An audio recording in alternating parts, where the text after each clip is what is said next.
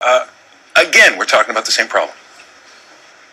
Unfortunately, we are, John, but the difference with what people are saying today is that the suggestions this could be a watershed moment for the fight against racism in football, because for the first time we've seen a top-flight player walk off a pitch midway through a match and stop a game because he was being racially abused. It was Milan's Kevin-Prince Boateng playing in a friendly against the 4th division side Pro Patria, and he kicked the ball into the crowd, removed his shirt, and as you can see, proceeded to walk off the pitch, followed by his teammates, because he was being racially abused by the crowd. And there seems to have been a bit of a shift in recent times, the players really starting to tackle this problem. Mario Balotelli said at Euro 2012 in the summer that he would walk off if he was abused in Poland and Ukraine. The Dutch team said that they would do the same thing if it happened to them. They had some problems at training, basically because the players feel that the football bodies, UEFA and FIFA, aren't doing enough to fight the battle themselves.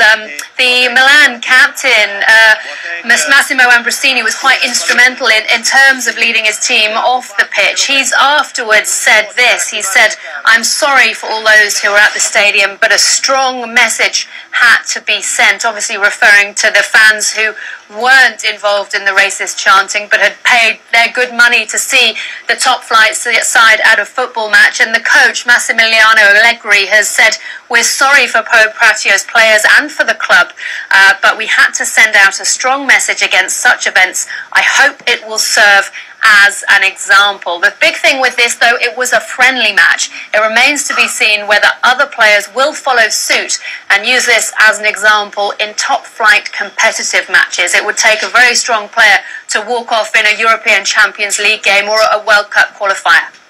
Wow, and we have another kind of encounter to tell people about. This one on the training ground. Man City is the club involved. Yeah, you might remember Mario Balotelli, the Italian striker, controversial Italian striker, sporting that T-shirt, "Why always me?" Well, he's been at it again. This time there's been some incredible pictures that have come out of the Manchester City training grounds of Balotelli having a fight with none other than his manager, Roberto Mancini. City haven't commented officially. Roberto Mancini is giving a press conference on Friday morning where no doubt he'll be expected to explain the incident. We understand, though, that Balotelli went in a little bit too hard to tackle another player during training. And this is just one of a catalogue of incidents. You might remember the fireworks incident, too many red cards. So it'll be very interesting to see what the future holds for Mario Balotelli, whether or not it is light blue.